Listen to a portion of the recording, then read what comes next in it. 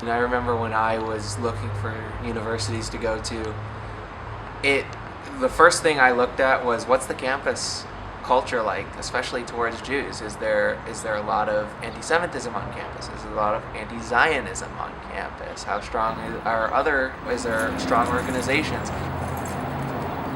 I joined Hillel the minute I got on campus. The reason was that I had grown up in a very Jewish neighborhood with a lot of Jewish people, and I wanted to be connected to all the people that who are the same as myself. So the first time I ever toured campus, the first place I went to was to the Hillel. I didn't even go look at the school. I'm trying to figure out if there's a way we can have like another group. Yeah.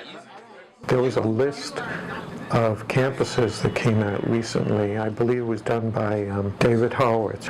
And San Francisco State came out as number 7 on the list. There were some events where I believe it was GUPS, the Palestinian group, that had made numerous anti-Semitic demonstrations when there were Jewish events going on.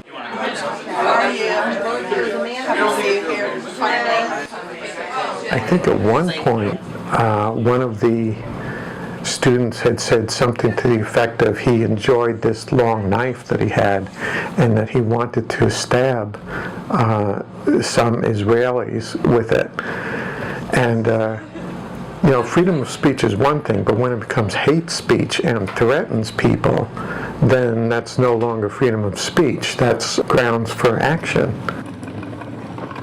For me, the most important thing is, what are students sharing with me? What are students saying to me? What are students putting out as feedback? In my time that I've been here, we certainly have a lot of people bring a lot of issues to me and to our office. In my time here in the 10 months, I've never had students come to me or staff or faculty come and say, I'm concerned that San Francisco State is providing an anti-Semitic or promoting or fostering an anti-Semitic environment. We're repositioning because this isn't working. The problem with it is there's anti-Zionism and then there's anti-Semitism, and unfortunately sometimes the lines get blurred because Israel is a Jewish state. An anti-Zionist to me is somebody who thinks that the Jews do not have the right to live in Palestine and where that region. And somebody who is a Zionist would obviously be for Jews living in that region. And so the lines can be kind of blurred, but as far as I know, there hasn't been many anti-Semitic incidents. There's been quite a few anti-Zionist protests on campus and things like that.